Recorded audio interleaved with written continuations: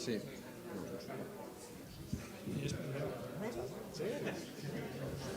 Aquest va.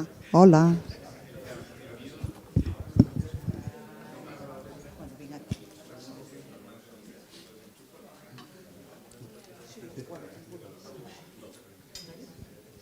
Bon dia. Començarem, si us sembla, amb la xerrada d'avui. La xerrada l'Eric la farà en anglès, però jo faré la presentació en català perquè, malgrat jo havia parlat sempre en anglès amb l'Eric, ara quan va tornar a fer aquesta estada sabàtica a l'ICTA des del mes de setembre passat, va dir que volia parlar en català, perquè s'havia donat compte que això de portar ja uns anys al Canadà li estava rovellant el català, o sigui que feel free també de parlar-li en català. Molt breu, no he estat intentant imprimir-me la xuleta que m'havia fet per presentar l'Eric, o sigui que igual m'equivoco amb alguna data, però bueno, bàsicament, de fet molts de vosaltres ja el coneixeu perquè ha estat per la casa per diferents motius, professionals i personals, però l'Eric va fer la tesi a British Columbia, la va acabar el 2007, em sembla, s'havia graduat a l'altra costa del Canadà, a la Universitat de McGill, va passar després a fer un postdoc a Princeton, durant que va estar uns 3 anys allà, això era l'època en què el vaig conèixer jo, i on encara una mica li interessava la biogeoquímica marina i la seva relació amb la variabilitat climàtica, perquè des de llavors ha anat fent mil coses diverses. Jo crec que, de fet, la xerrada d'avui veureu que és un exemple que ara en parlem molt aquests dies a l'institut, pensant en la Severo Ochoa, d'interdisciplinaritat, perquè després la seva carrera al Princeton es va introduint amb el tema de models numèrics i de més, va tornar a McGill i el 2013 va treure una ICREA, una RC el 2015, amb la qual llavors va venir a Barcelona, a l'ICTA, de fet, a l'Autònoma, que li interessava especialment el fet de tenir científics i investigadors de les branques més de les ciències socials i d'economia, i ell ha anat derivant també cap a aquests aspectes més enllà del que són només Earth Systems. I el 2018 o el 2019 se'n va tornar a anar a Montreal, o sigui, tenim aquí un tema, Eric, entre Montreal i Barcelona, em sembla. Se'n va tornar a McGill, on està des de l'any 2018 o 2019, i ara ha tornat a Barcelona per fer aquest sabàtic fins a l'estiu d'aquest any. I res més, ja els deixem amb el tot teu, Eric. Moltes gràcies. Moltes gràcies, Eva. Y muchas gracias por la introducción. Es un gran placer de estar aquí. Siempre me encanta Barcelona y el Instituto de Ciencias del Mar. But I will speak in English for the presentation, just because otherwise I'll make way too many mistakes. So as Eva said, I keep changing the topic of research that I'm working on. So I have spoken here a couple of times before, but not on this. So this is, I'll be talking about new things that actually have very little to do with the ocean. I'll throw in a little bit of marine things. But I'm really focused now on trying to understand better the space between what is traditionally studied by natural scientists and what is traditionally studied by social scientists, and this thing that I'm calling Earth system economics. So I think we're all aware we're living in this crazy period of Earth history. Some people have called it the Great Acceleration, where you can plot many, many things as exponential curves, both in trends in the Earth system and as trends in the human system, or what's frequently called social economic trends. And people are very concerned about this. People have started using the word polycrisis for what's happening now, and that there's so many crises happening that are interlinked with each other that you can't even wrap your head around it. I think we're really struggling as a species to understand what the heck is going on with all of these rapid changes. I know I am. And I think part of the reason that we struggle with this so much is that we don't have enough holistic, quantitative, and predictive approaches that really integrate the exponential curves on the left side of this figure, you know, what's happening in the Earth system, the physical Earth system realities, with what's happening in the human side, you know, which really is so tied to human motivations, and which we care a lot about because we want to steer towards futures that are good for humans.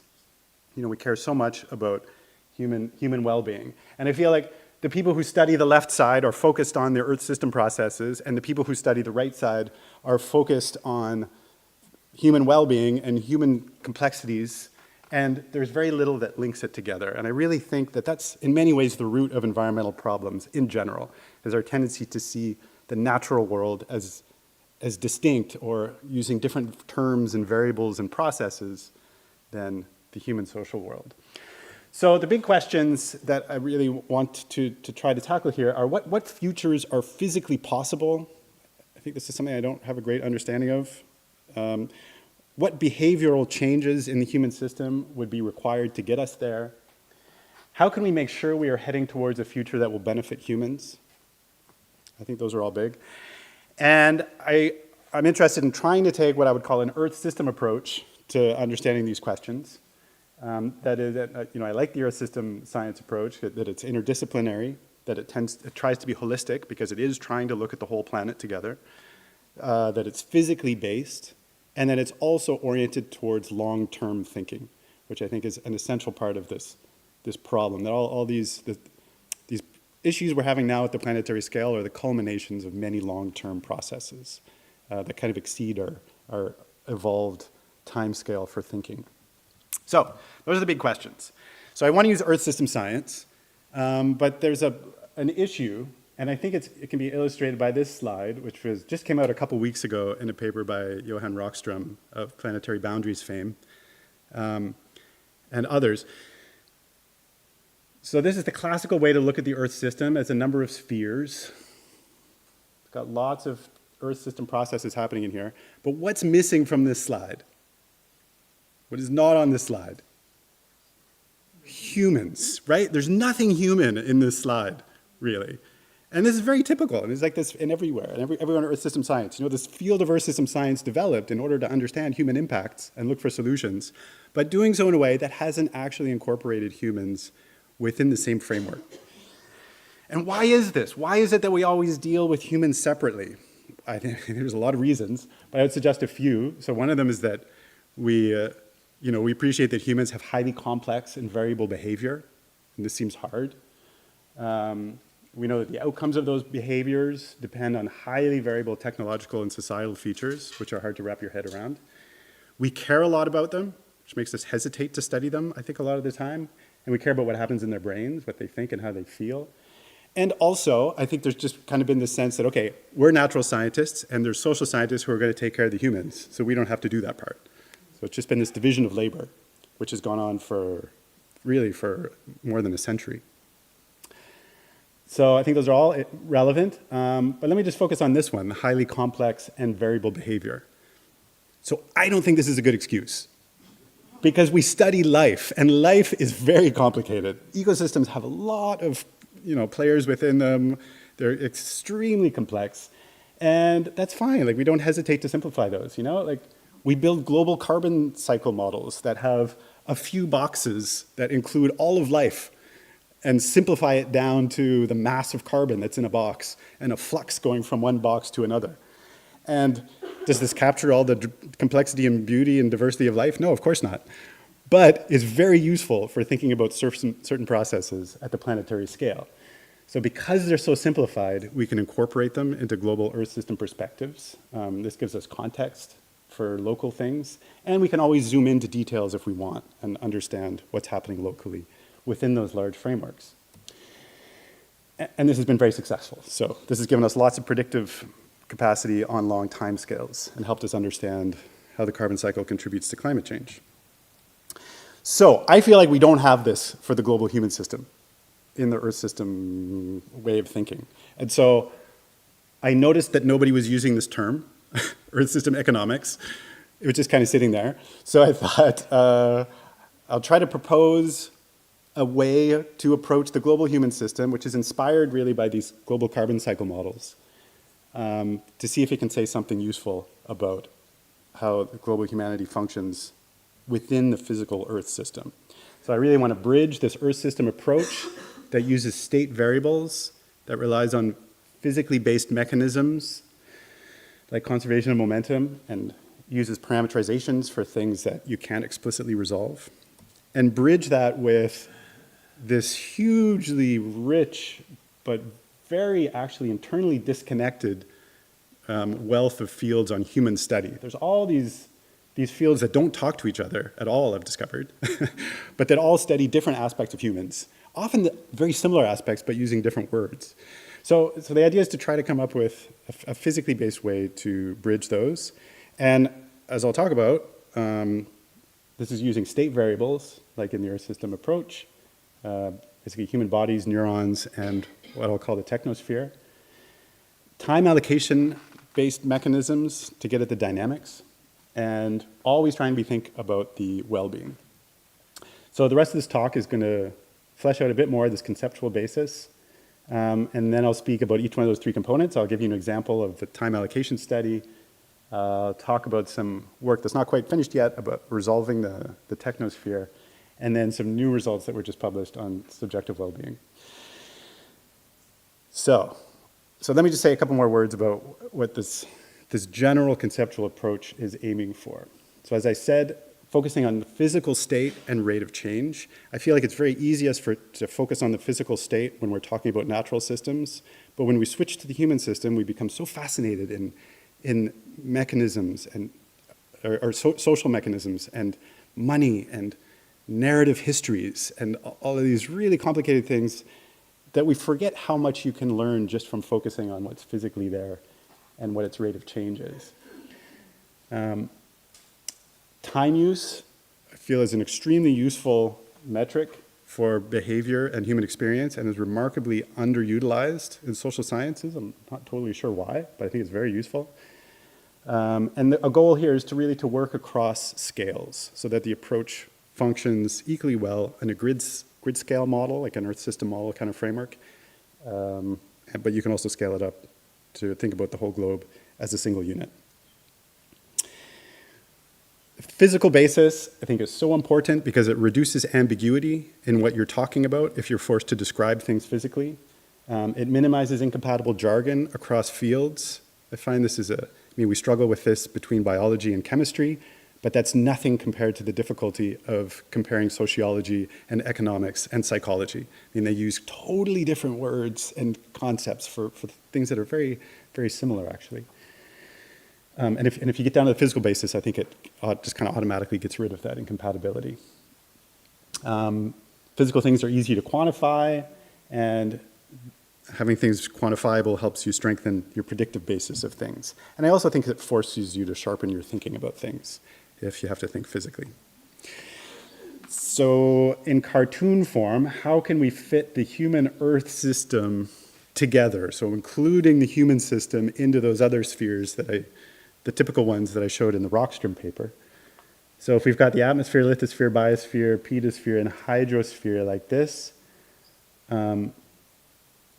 humans and our food logically are living organisms and therefore should be part of the biosphere to be consistent with the rest of the Earth system science way of looking at things. We're living organisms as much as we ever were. I don't think there was a point thousands of years ago when we left the biosphere. We're within the biosphere, really. So I would put them there. And then state variables to describe them, I'd break down into two broad classes. So one of which is thinking about the physical bodies or the somatic reality of humans, which you can quantify in population or tons, as you wish. And then also the important things that we care about are also physical, and that we have physical structures of neurons in our brains that kind of change on this long time scale, like forests growing and shifting, that physically exists. And the activation of those neuronal structures is what gives us experience and our thoughts. So, tough to measure. And so that's still very rudimentary, but I think it's improving rapidly. And I feel like having it there as a conceptual basis helps ground you in what's actually happening. Then time allocation, I think, is a really, as I'll show, it's very useful and describes the dynamics of the human part. Then the other part is the technosphere, what people have termed the technosphere. I didn't like this term at first, but now I love it.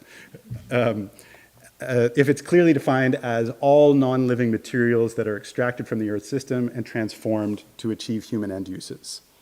So the technosphere would include, this building and the microphones and the chairs and watches and clothes and cars and buses and airplanes and ships and all of the things that are created by humans. Right, so that is the human Earth system. Okay, so now I'm going to go through those 3 different subtopics, one at a time, starting with the quantification of human activities as time use.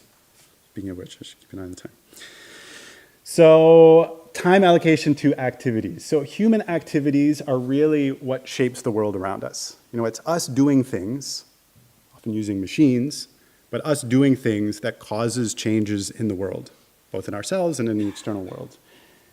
And what's great in physical terms is that everybody has 24 hours per day. They always have, and they spend all of it doing something. So it's a conservative variable. Maybe not quite as good as conservation of mass, but it's a useful conservative variable that you can build an understanding on. It's observable. It's the observable feature of behavior, really. And it's also linked to the experience of life. People feel differently when they're doing different activities in different contexts. So we care about it in that way too. And I don't want to go into this today, but I'm thinking about how you can develop just a general theoretical basis for dynamics in human systems based on activities. So if you like thinking about equations, I'll just have one equation here. So if you have a state variable s at some location on the Earth's surface, you could think about the rate of change of that variable, so ds by dt, as the sum of the outcomes of all human activities. So it's the sum term here, where the ax is an activity, the time spent on activity x, and then multiplied by the size of the human population, and an effectiveness multiplier. So this would be a context-dependent, usually nonlinear term that would then say how quickly this variable is changing as a result of the human activity. And then, just for completeness, you also have a transport term in and out of that location at the Earth's surface and non-human sources and sinks. So I'm really excited about this, but it's not quite finished yet, and I'll just kind of put it there as an idea, but if anybody wants to talk about that later, that'd be great. But so I feel like this is a useful theoretical basis, but theory is no good without data to compare it to, and so I really wanted to have some global data available for the range of activities, AX, to compare to. And so, I did my PhD in oceanography, and so I kind of felt like there must be the equivalent of a World Ocean Atlas out there that I can just download, where are the netcdf files that I can check and see what do the global human activities look like. Holy cow, we're in for a surprise. So this ended up being a project of a few years, which was led by my PhD student, William Feisel. But we really set out to try to figure out what is global humanity doing? And as a kind of a first product, just estimate it for the entire global population as the global human day. So the problem is not that there's no data. There's a lot of data. But it's very diverse, it's fragmented, it's heterogeneous, and it's buried in horrifically organized government websites, some of which are behind great firewalls, and actually it's hard to get it out from behind those great firewalls. So that's a problem. And another problem is that they tend to be incompatible. So there's no universal way to describe time use, and this varies a lot between fields, and even within fields. So that's another problem. So for the first problem, we focused on a couple kinds of available data and then conceptualized them. I mean, they reflect different parts of the global population. So we have 8 billion people, each with 24 hours per day. Some of those people are adults, the majority, and there's some data most data is only collected for adults. But so some of it is adult, but we didn't want to forget about the youth, because we really wanted everybody. So, and what's defined as an adult varies between country. So the only way to really get everybody is to think of the whole population. So we thought about youth as well. And some of that time is economic, and so it's studied very differently by different people in different data sets. So we wanted to gather all of that together. So we have what are called time use surveys for the total time, labor force statistics for the economic time, and then a combination of those plus child labor estimates and education time estimates for youth. So those are the kinds of data sources. There's actually pretty good global coverage, especially for the economic labor force surveys. It's really, most of the world is included in labor force surveys. And we managed to get 58 time use surveys, which is not the majority of countries, but it is the vast majority of the human population. So pretty good global coverage after years of digging through obscure websites. Then we had to harmonize the descriptions. So there's no correct way to describe human activities, obviously. You can describe things in many different ways. But it's useful. The ways are useful, I think, if they're exhaustive and exclusive and focus on a particular dimension of what it is that people are doing. It makes it much easier to work with. So, for example, imagine these three activities: cooking in a restaurant, watching TV by oneself, and managing at an oil and gas company. So you could describe any of these activities as an observer in many different ways. For example, here you could say that they're working, or using kitchen appliances, or you could say that they're preparing food. Here you could say you're spending time alone, or consuming mass media, or this is a passive experience. Or here you could say you're managing people, or probably using a computer, or providing energy. And all of those are correct. None of them are wrong. But if you want to be able to take all this different data and put it together, it has to be harmonized, and you need to pick some kind of orientation. So the orientation that we picked is the physical outcome that motivated the undertaking of the activity. So any activity is undertaken because humans have some kind of motivation. It can be totally social, or it could just be like you're motivated yourself on your own. But there's some kind of motivation that causes you to undertake an activity.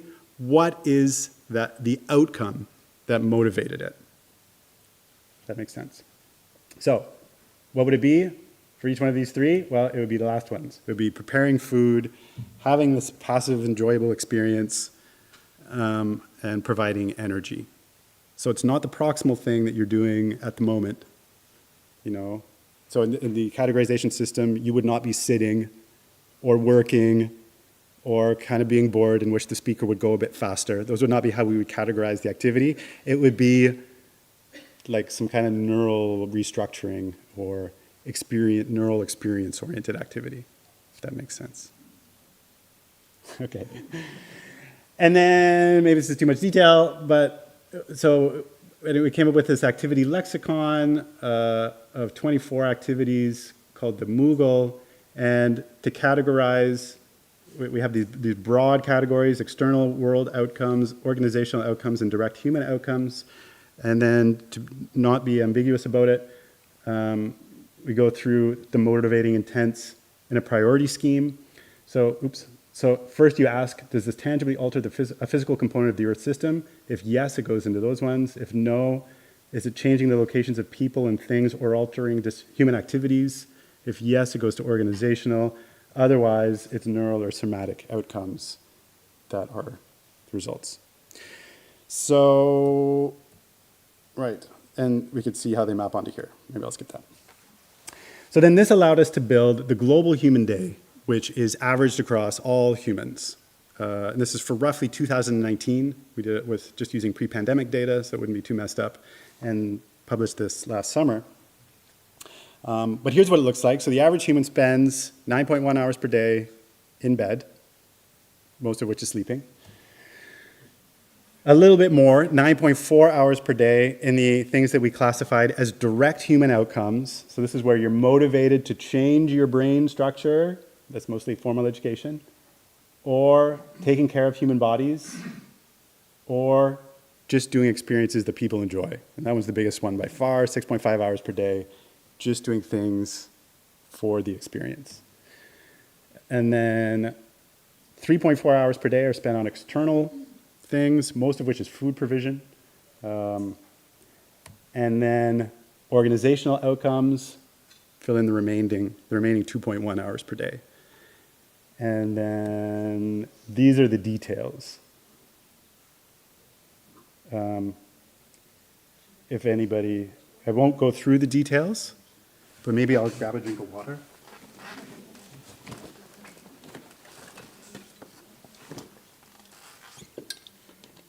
Any comments or questions at this point? What about what, sorry? Working. Great question. Did I plant that question? Here's the global economy. So in the same categories, the same units. So these are the average, this is the average human expenditure on activities that are done for pay or profit, according to the Systems of National Accounts boundary. So it adds up to 2.4 hours per day. So it's 1/10 of global human time, which may sound surprisingly small for the working people, but it's equivalent to a 35-hour work week for about 40% of the population. And if you remember, this includes young people as well as old people. You know, it's not surprising at all. So 2.4 hours per day, and you can see it has a different distribution than the total time allocation. Just see from the difference in colors. Basically, it's dominated by food growth and collection in low-income countries. This is very small in wealthy countries, but it dominates low-income countries, and they dominate the world population. So food growth and collection is a dominant part of the global economy. Wealthy countries spend most of their time in allocation, which is changing what figuring out what other people are doing with their time and changing who owns what. This is basically wholesale, retail, finance, insurance, these things, people with suits, mostly. And then artifacts is basically building the technosphere along with buildings and infrastructure. Oh, and there are the details for that. And this is all in the paper if you want to see any more details about those. But let me just point out one more thing before I move on from this. Unless anybody has another question or comment.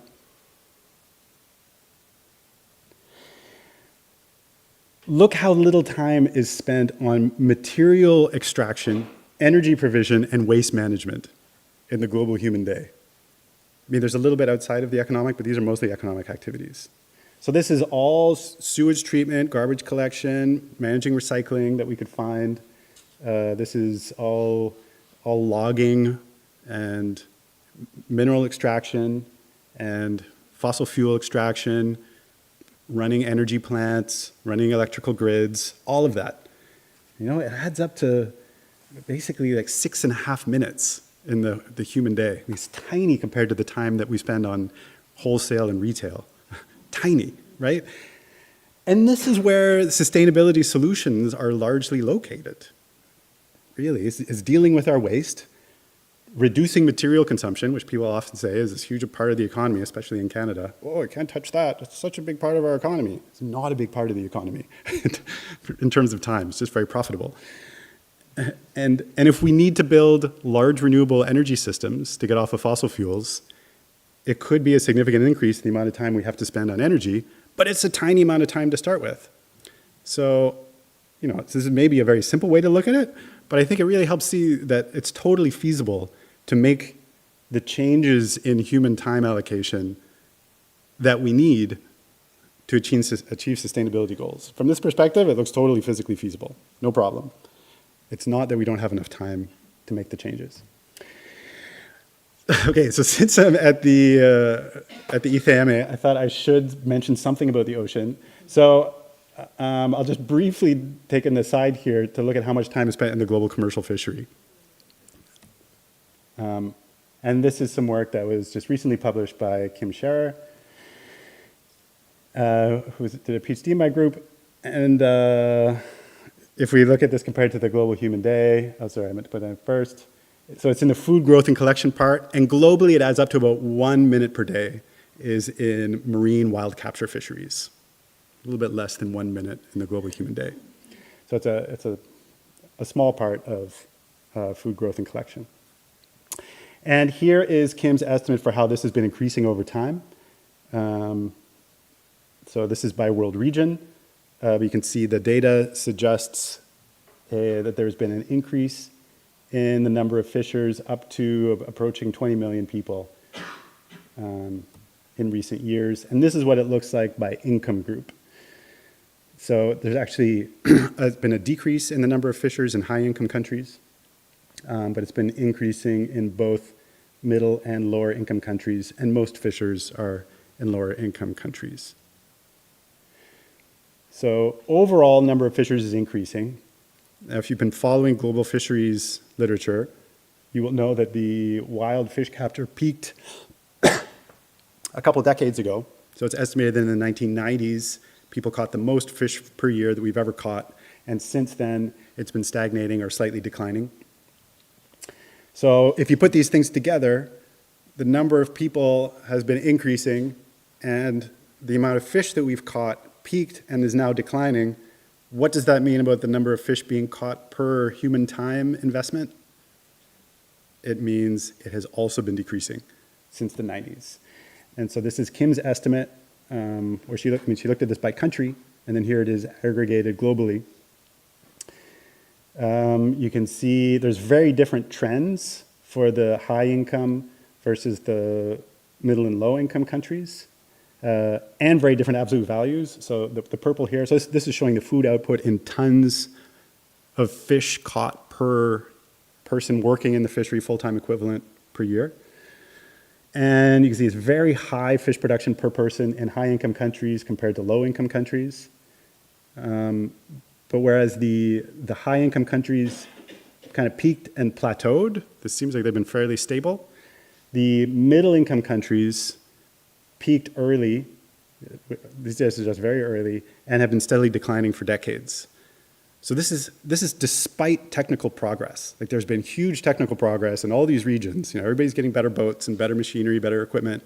Despite the technical progress, everybody is either stable or going down, it seems, in terms of the amount of fish they're catching per person hour, right? And this is a big contrast to agriculture. So the green dots here are showing equivalent numbers that we estimated for global agriculture. They were just available for certain time periods. And you can see those suggest, I mean, this is comparing agricultural foods to fish, which don't have the same energy content or protein, so don't take it too seriously. But it seems like they were fairly similar back in the 1960s and 70s.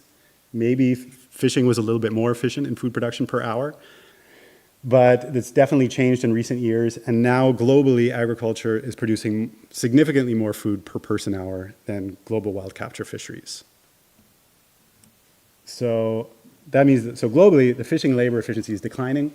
It now takes us more fishing hours to yield the same amount of fish. This can really only be the result of widespread overfishing. There's nothing else that can explain it, and indicates a major overcapacity problem. Which I think we know, but this is all consistent with that, particularly in middle-income countries. And it tells you that the scale of the overcapacity problem is so big that the technical advances over time can't compensate for it, so that still the overall efficiency is going down. Okay, that was my marine detour, and now I'll come back to the global thinking and talk about resolving the technosphere, this technosphere part of the Earth system. So the technosphere, is it worthwhile to have something called the technosphere? I remember being kind of skeptical about this. Come on, really? Like, whatever, it's just human stuff. But there is a lot of it. Humans create a lot of stuff. I don't know if you saw this article a couple years ago, but which estimated, they called it the anthropogenic mass. Essentially, it's the same thing. Actually, they took another estimate that had been done of the anthropogenic mass and compared it to an estimate of biomass, which they quantified in dry biomass terms, because they argued that was more comparable, and suggested that, you know, this growth in the anthropogenic mass was intersecting the global biomass on land and sea. I mean, it's mostly trees, but that it was becoming equivalent around the year 2020. So basically now-ish. So now-ish, the global mass of human stuff is, as far as we can tell, equivalent to the global mass of all living organisms on the planet. So I think that justifies having a sphere, right? It's also highly active. It uses, I mean, the primary energy conversion is about 20 terawatts, and this is about a fifth of global primary production. And the mass fluxes are greater than all geomorphological processes combined, you know, and that's not even including deep sea trawling. So it's a massive Massive transformational system. And if you want to think about how it interacts with the other systems, basically there's extraction that's pulling in something like 90 gigatons of material per year. So 90 billion tons, 90 petagrams, if you like proper SI numbers, into materials and components.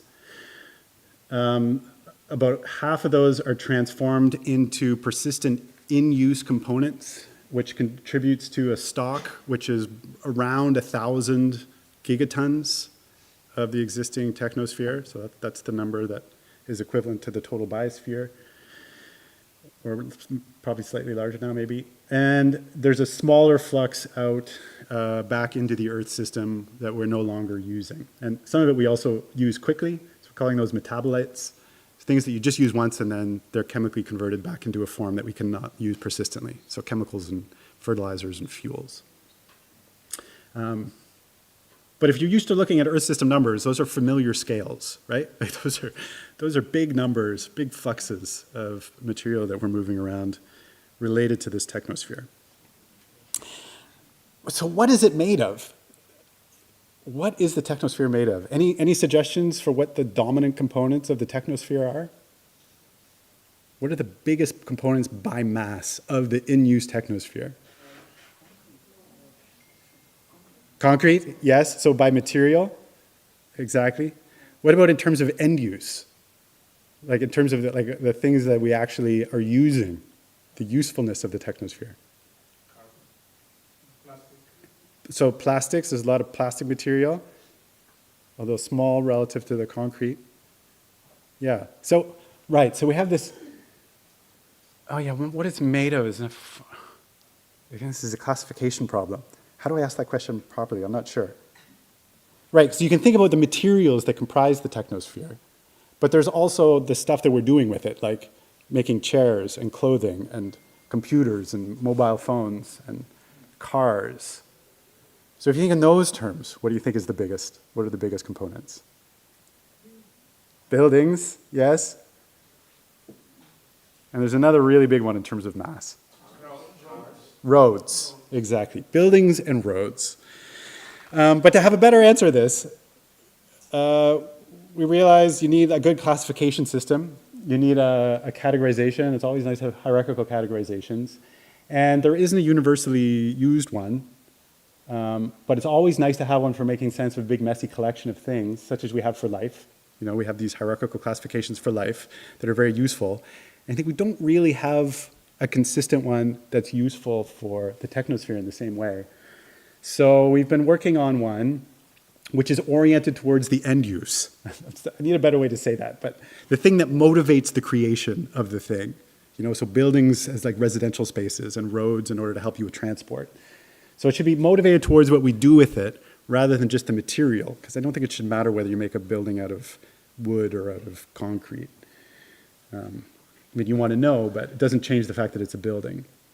We want to be consistent with those Moogle activities I talked about before. It should be exhaustive and exclusive and hierarchical.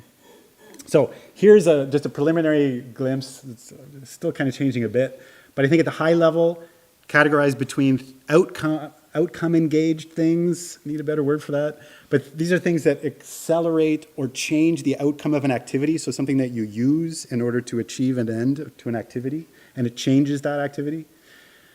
Informational things, this is so important in human cultures that we store and transfer and process information, you know, starting from like written paper and books to computers and internet and satellite communications. And then we have these things that change the ambient context that we don't really interact with, but they just change the context that we're within, like this building. You know, so we don't interact with it, but our experience is different because we're in that ambient space. So here is a preliminary estimate of the distribution of mass in the technosphere between some basic categories. So I didn't mention before, the Global Human Day, that was called a Voronoi tree diagram, and this is another Voronoi tree diagram. I love these things. But the area is proportional to the amount of the thing. So it's like a histogram, but aerially. Like a bar plot. Sorry, not a histogram, like a bar plot. or a pie chart. So if you split up the technosphere that way, you find the ambient mass is these green things. So it's dominated by buildings in roughly equal parts, apparently residential and non-residential, maybe. I'm not sure I believe the non-residential is that big, but that's what's suggested.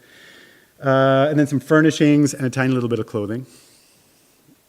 And then the outcome engaged things, so the things that are changing the outcomes of our activities, mostly roads and fixed transportation infrastructure, really dominated by those.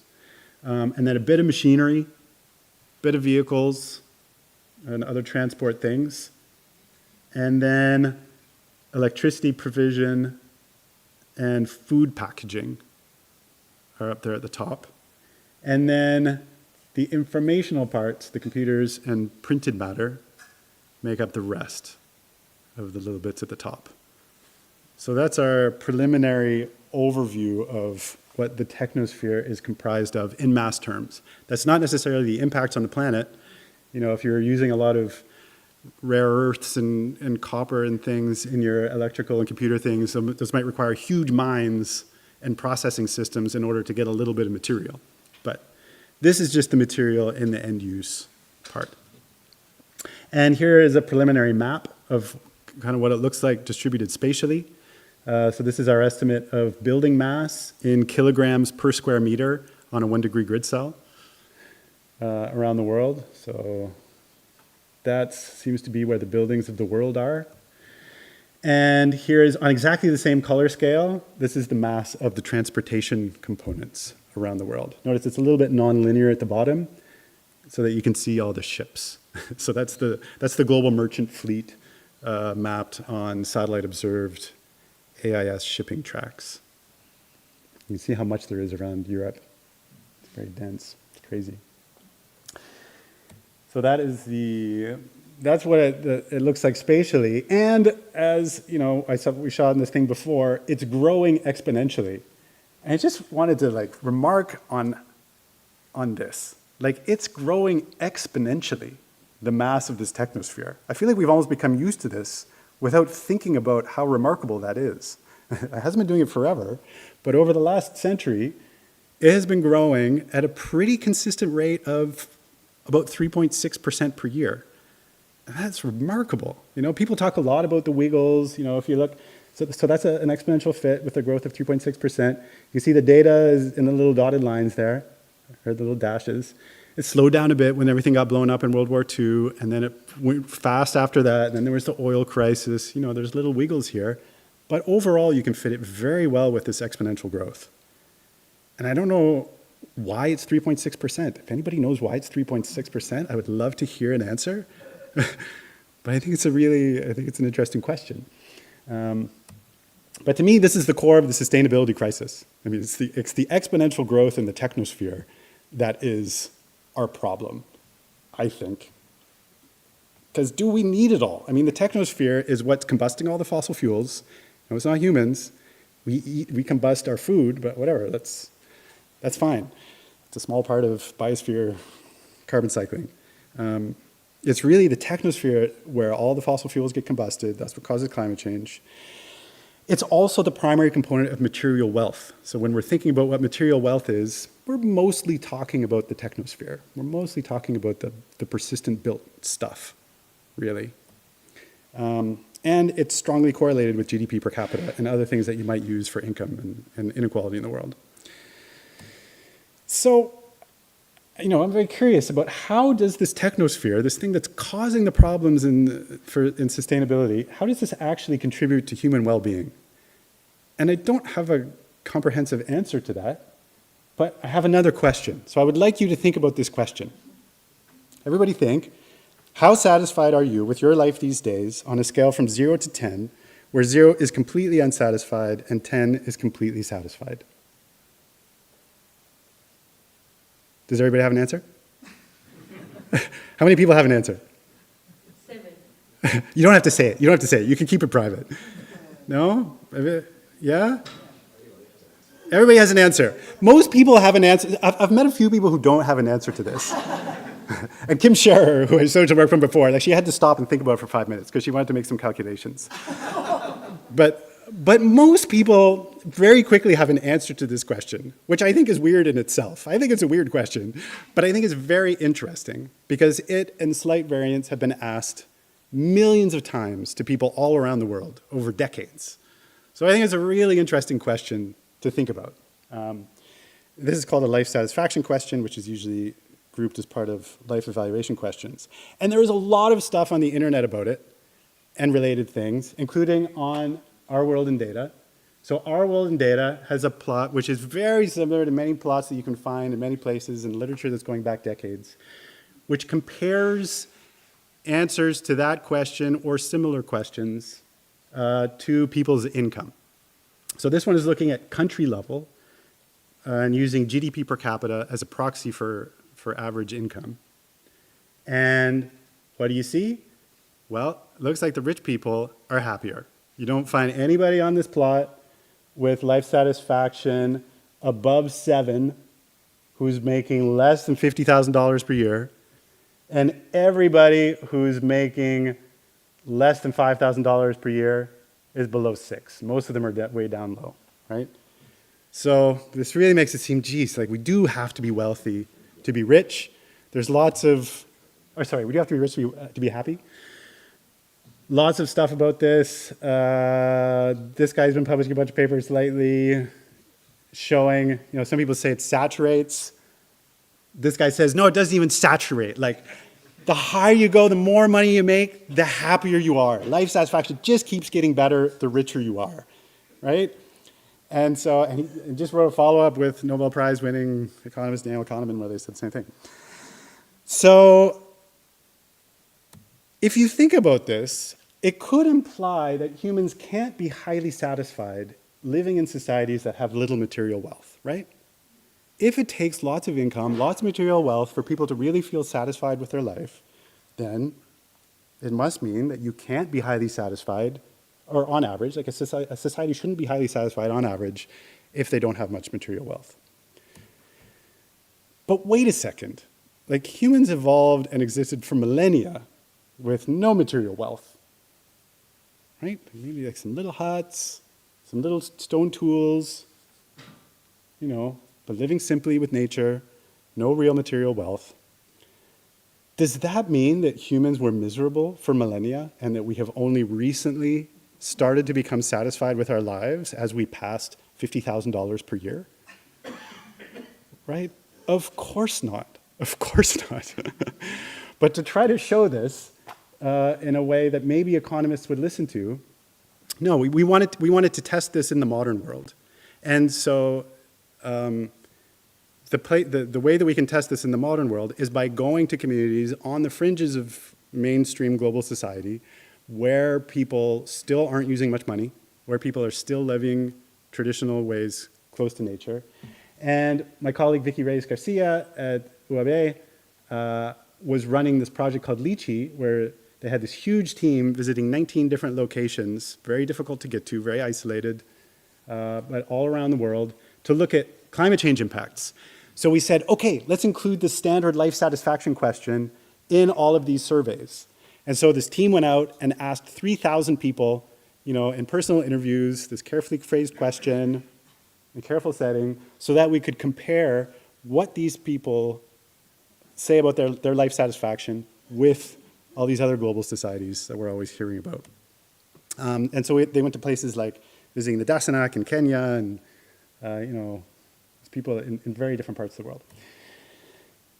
Okay, and here are the results. So I'll show the results comparing to the most widely cited World Happiness Report Gallup poll of income per capita versus life evaluations. So this is basically the same thing that was on that Our World in Data plot. I've got it on a linear scale here. But so there's the standard picture of life evaluations versus income, and here are the results from the small-scale societies that the Lychee group visited. So plotted on the same axes. This just published a couple weeks ago. And so you can see there's a wide variety of answers that they gave. Some of them are having pretty tough lives. Many of them are in difficult situations. They're They've been oppressed by the country that they're living in, and a lot of them are having food shortage problems now. So some of their life evaluations are not very high. But I think very importantly, some of these small-scale societies with essentially no money, with $1 or $2 per day, or many of them just don't use money at all, they say that they're very satisfied with their lives on average when asked this same question. So it is not true that you need to have, that only people who are very wealthy in material sense can answer that they're very highly satisfied with their lives. At least if they're not living in mainstream global society. I wouldn't say that this is the same if you're living in Barcelona in the present time. But it's definitely, as a universal human feature, high degrees of material wealth are not required. Why is that? Why do these people say that they're so satisfied with no stuff? I mean, we can't really say because we just included this question in this other survey that was already going on. But there's lots of work that would suggest that it's because they have strong social support. They're trusting, they have good interpersonal relationships, their identities are secure. A lot of them have very strong spiritual beliefs, connection and feelings of connection to the universe. They also have a lot of personal space. They're not crammed into cities, and they do have beautiful surroundings, so maybe those are also important a lot of the time. But what I think this really suggests that we need a better understanding of what are the aspects of this technosphere. We're pouring all this material and energy into this exponentially growing technosphere, and I think we need to pause and think very carefully why. Like, what are the outcomes in terms of really how is this changing human lives and human well-being so that we can prioritize and focus on the things that are most valuable. Okay, sorry, that was a lot of things to talk about, but just to summarize, I really believe we need more physically based approaches to the science of global humanity. And I would encourage people to try to get in there or encourage other people to get into it. I think it's not impossible. It's not even necessarily all that hard, but there's this gap and we need to bridge it by getting more people who are thinking in physical science ways about the global human system. So this Earth system economics approach that I'm proposing focuses on the physical state and activity-driven rates of change, and really trying to think about human well-being. I mentioned this Global Human Day work, which provides a snapshot of humanity and how it allocates its time to motivating outcomes. It suggests that we actually do have plenty of time for sustainable actions. Showed Kim Scherer's work that the global time spent fishing is yielding less fish per hour now than it did in the 1990s. The technosphere, I think, needs to be considered as a major component of the Earth system, and it's growing exponentially. And finally, I discussed some work on life satisfaction, showing that even though it's correlated with income and monetized societies, this is not universal. And so there should be more diverse paths to high subjective well-being than frequently assumed. And I would love to take any questions if there's time and you have them. Thank you.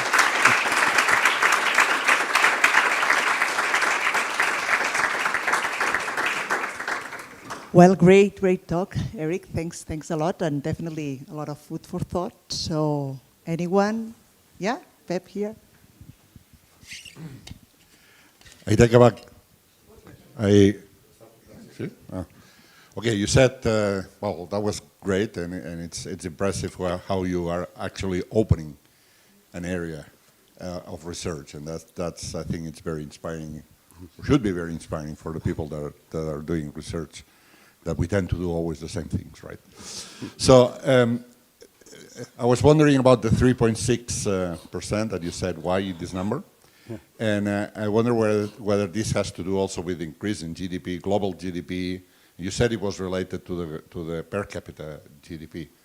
So what's, because I don't have the numbers in my mind, so what's the increase in GDP, what's the increase in population, what are the rates?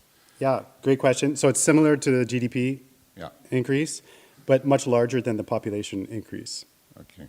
I think it's, I mean, basically the population goes from 1 to 8 billion, and that goes from 30 to like 1,100 gigatons or something. So we are creating this massive amount of technosphere at a rate which, I mean, there's a linkage between the money that's moved and the stuff that we are building, but not necessarily with the number of people that are using it. So that it might be in a way artificial. So it reminds me of a pyramidal economical system in a way. So we are creating things just because we have to create the things, but we don't really need the things, but we just create the things because that's the way. I don't know, that's what it came to my mind. I don't know. Yeah, so, I mean, I think there is definitely an aspect of that. I also think, I think it's also interesting that it's autocatalytic, because it's the technosphere is recreating itself essentially, right? If you think as we expand the road systems, it becomes easier to extract materials and move things around. As we have more machines, they become faster and also the machines become better. They become faster at reproducing themselves. So I think it's interesting to consider as an autocatalytic system, like a batch of cyanobacteria growing in a. And it's something I want to learn more about. Yeah, we're trying to look at how much labor contributes to it. So looking at the labor that goes directly towards producing the technosphere and how this has changed over time. To look at that as well. But I don't have any answers yet. No.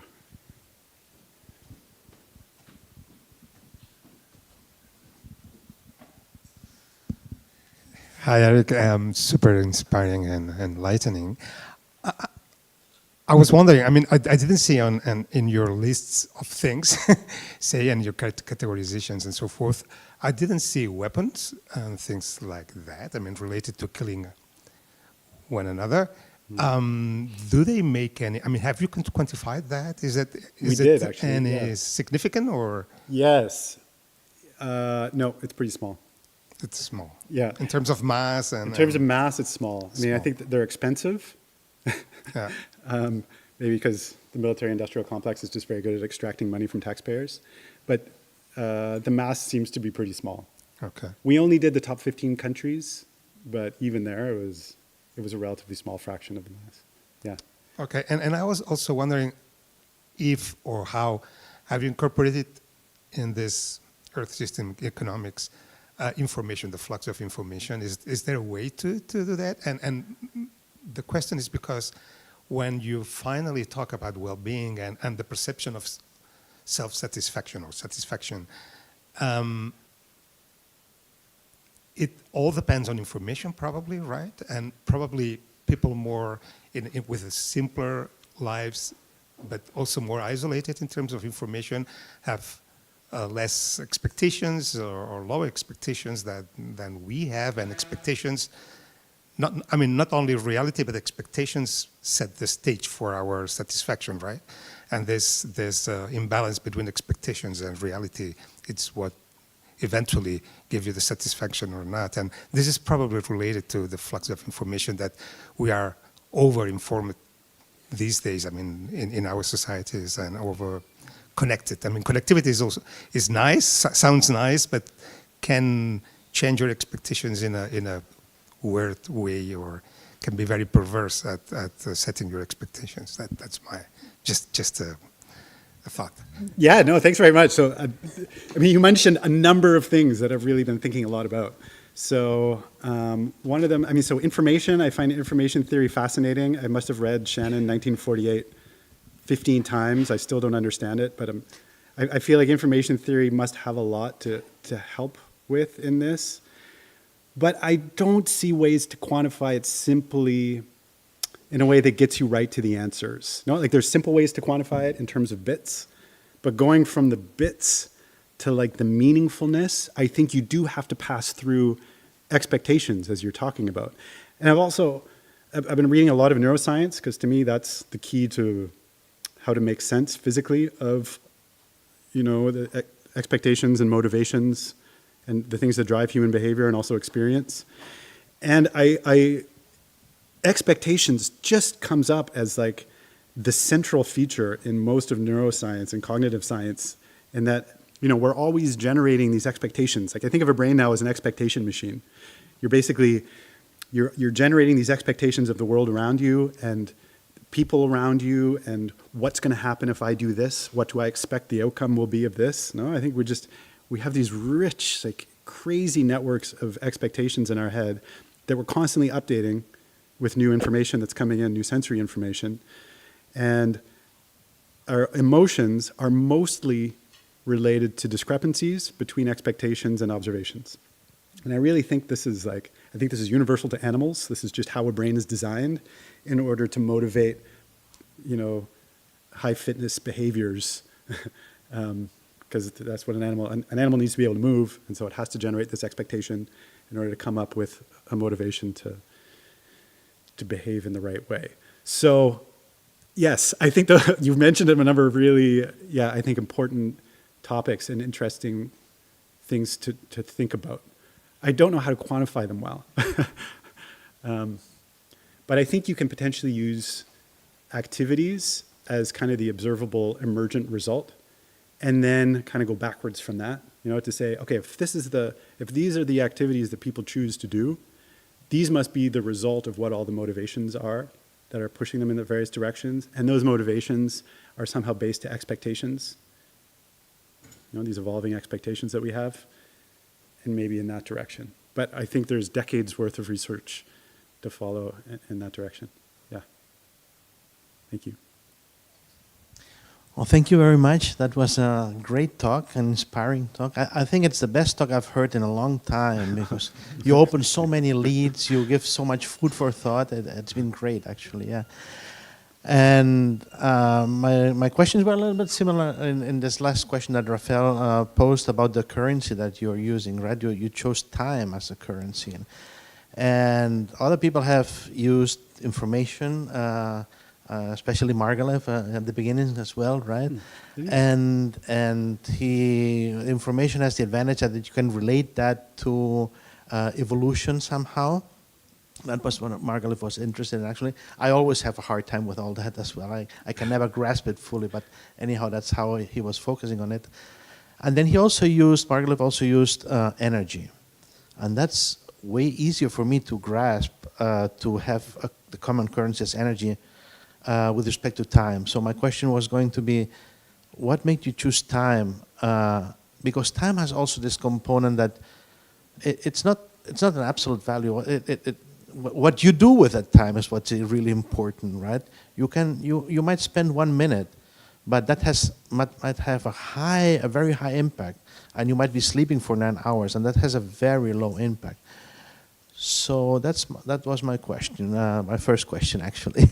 So it's a great question. And I should say I only had 45 minutes, so I left out energy. But I'm working on a book this year, and the first chapter is actually energy. So I totally agree. And actually, I don't know Margalef's writings on information. I'd love to get the reference after from you about that. That'd be great.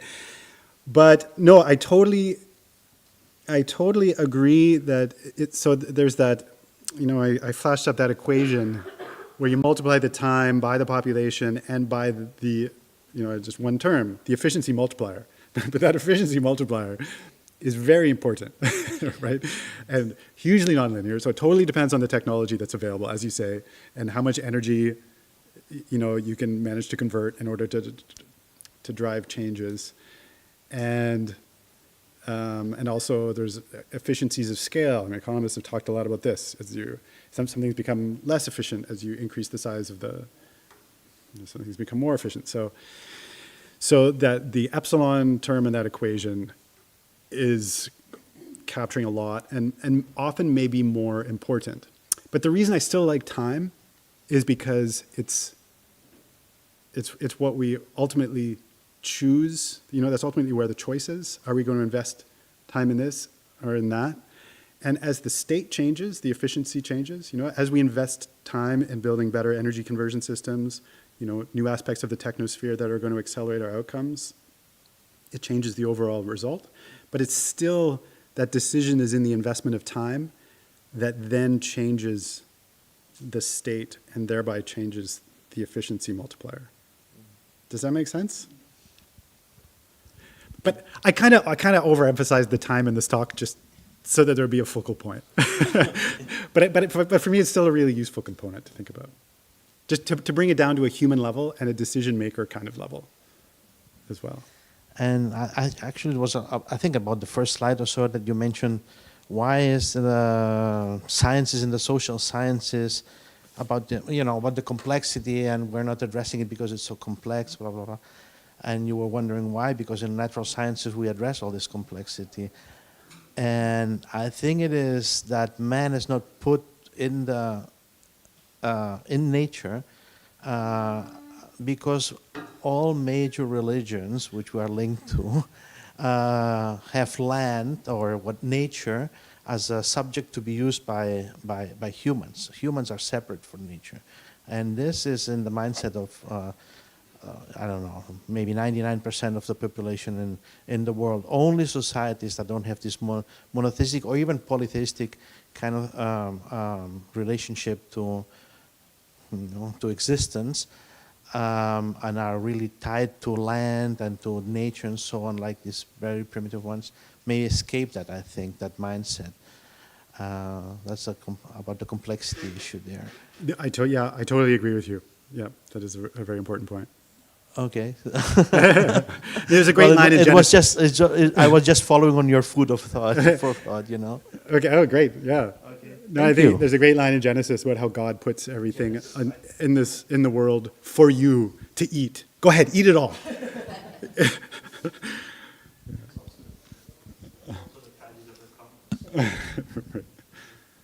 Hi, Eric. Thanks for the nice talk.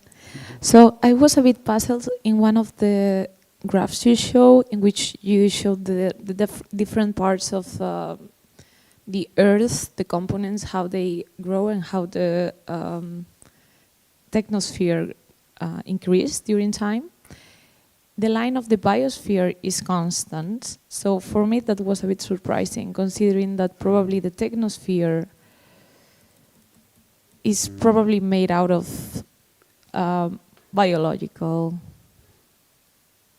substances, let's say, or the subtraction part. How does it have to do with this, with the anthropogenic mass creation? Because I would expect the biosphere to decrease, right? To decrease, yeah. So thanks for the question. So this wasn't. I didn't do this work. This was Al Hacham and Ron Milo's group, and they did this actually using mostly data from this Viennese group. But I think the biomass, I don't know where they took this biomass estimate from, but the biomass here is mostly trees. Most of this is trees. And I don't know the details of this reconstruction, but most of what I've seen suggests that there's been roughly a balance between regrowth of forests in parts of the world that have moved away from using wood as fuel so much, like in Europe. So there's been regrowth of forests in some places that are kind of balanced by deforestation in others.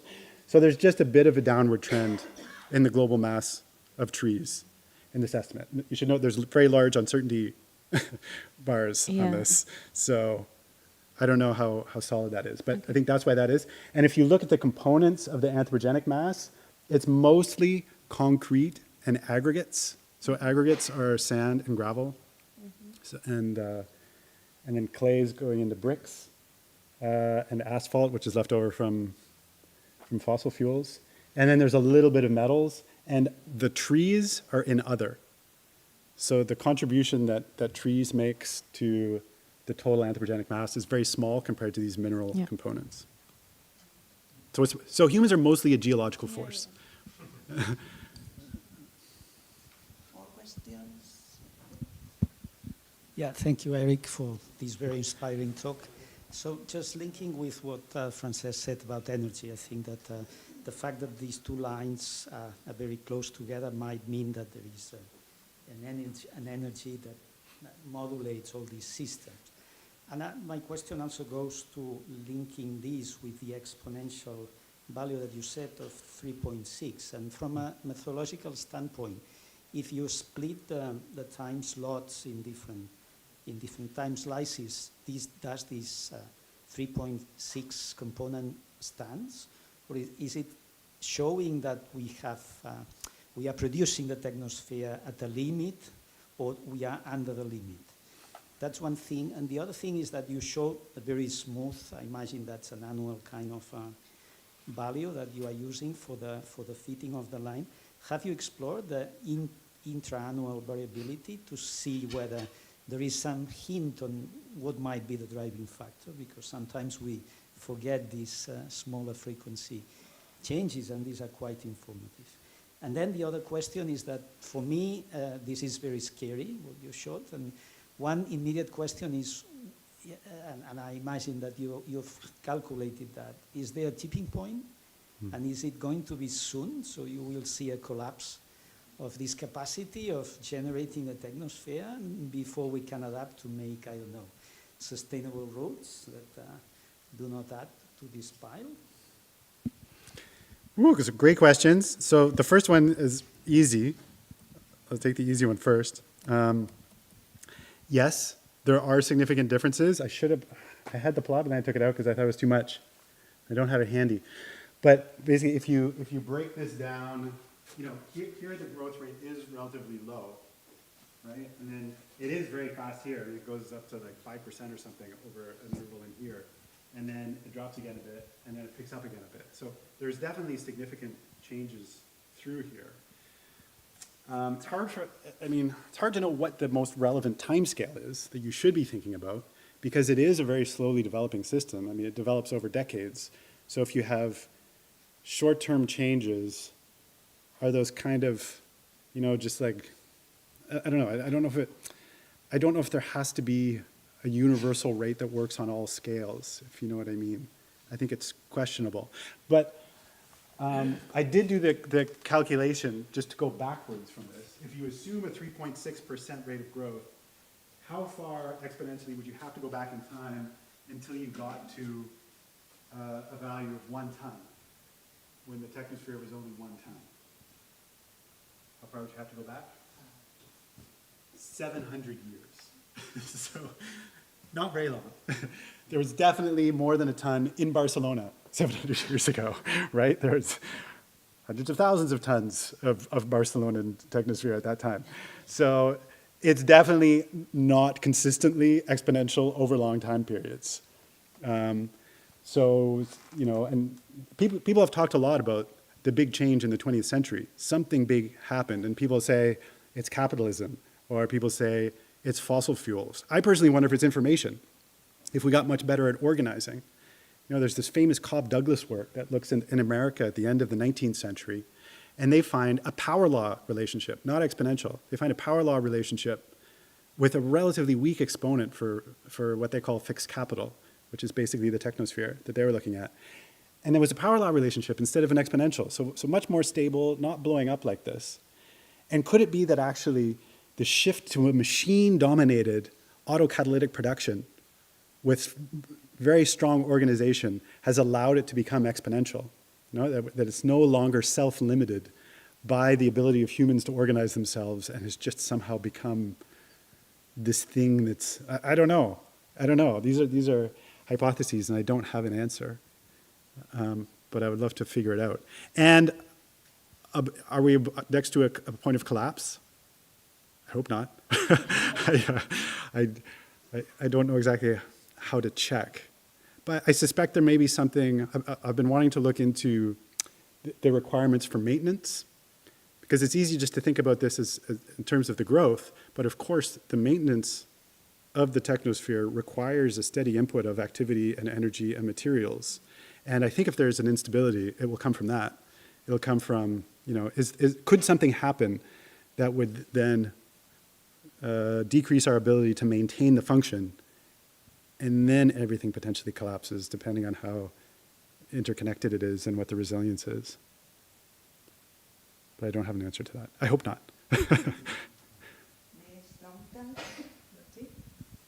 Yeah, thank you for the talk. I really enjoyed it very much.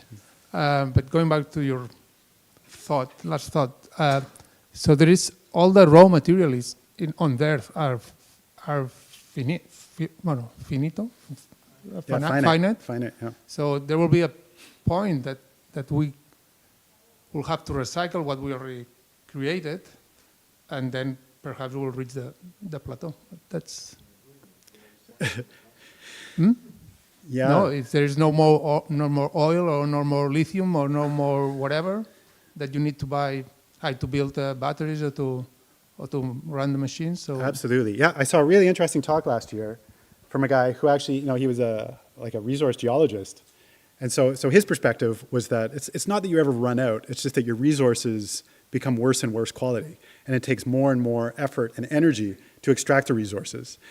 And he was saying, okay, if you take like the rosiest assumptions, really try to be optimistic about how much stuff there is, and look at the current trajectory, you still run into this state where you have to extract so much material and grind it up to extract the metals that you hit a limit within the next 2 centuries, I think it was, he said, for most important metals. And there's other things like phosphorus for fertilizers that could run out even sooner. So yes. So I think we need to think about soft landings. Right? How is it that we're going to slow everything down, make sure that the things that are most important for human well-being manage to get fulfilled, that the whole system doesn't break because we suddenly run out of something and the essential functions are compromised. How do we gradually slow it down and land in a nice place without the wheels coming off? I hope it's possible.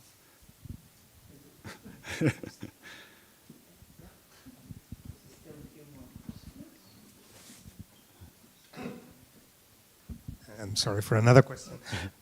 When it comes to the definition of the technosphere, do you make any difference between new materials and just the reallocation of materials? Because when you said 700 years ago, maybe in Barcelona there was more than a ton, but I wonder whether taking stone and putting stone from one place to another to make a building, is that technosphere in your case? And this is not only relevant for the 700 years ago, but also today. It's different if you do a chemical transformation of something and you create new pollutants, new compounds that never existed in the environment and they are now there, or you make plastics which didn't exist before, even though it's still carbon, of course, but there is a new thing that didn't exist, or concrete, which is a new thing that didn't exist before because there is a chemical transformation involved, or just the reallocation of materials. And I don't know if making this distinction is of any relevance. I think it's a great distinction. There's so many arbitrary decisions you make here. But to try to be consistent with the rest of the Earth system, I wouldn't draw a boundary there, just because I don't like these things where you have a spectrum and you have to arbitrarily draw a boundary somewhere. You know what I mean? So I like if you take something out of the Earth system and transform it or move it so that it's serving human ends in a form that you can still usably serve human ends, then you call it the technosphere, if that makes sense. But then I think it would be great to have a subdivision.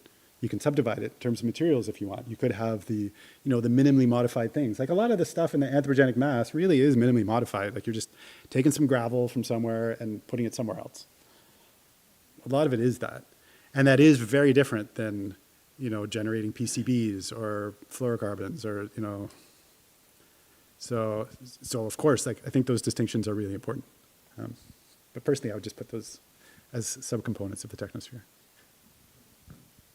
Eric, just curiosity, I have many other questions, but just for a short one, I guess. Have you quantified of this amount, or the total amount of the technosphere? Can you tell apart what's new products and what is waste? You know what I mean? For what you've shown, I guess it's going to be a small, but can you see if there is a change in recent years? Because we don't recycle. Yeah. So Dominic Wiedenhofer I've been working with a lot. He's in this Austrian group that does social ecological metabolism, and they're just amazing. They've done these numbers are all from them. They've done just fantastic work on this. And so their estimate is that this is their recycling flux that they have. So they estimate 6 gigatons are currently going into recycling of 90. Compared to 90 gigatons of new material, and a total of 50 gigaton flux back over here. So this would be 10%-ish of this part, or 7% of the. Yeah, but you meant that's only the recycling part, but the waste. All the stuff that we don't. Right. And the waste they estimate that would be that. Is okay. 16. So much smaller than extraction because it's this is building. Yeah. Yeah, but. Yeah, you have to take all these numbers with a grain of salt because it's amazing how little effort has gone into trying to quantify these things. I'm saying, there's one group in Austria that does these globally, really? I don't know anybody else who's doing this globally. You think like how many groups are focused on looking at similar fluxes in cyanobacteria and zooplankton and things, and nobody is looking at the global system of humans in the same kind of mass flux way. It's really remarkable. Great. I think we are going to leave it here. Thanks again a lot for a very great talk, Eric. Thanks very much. Well, you're very welcome. Thank you for all the questions.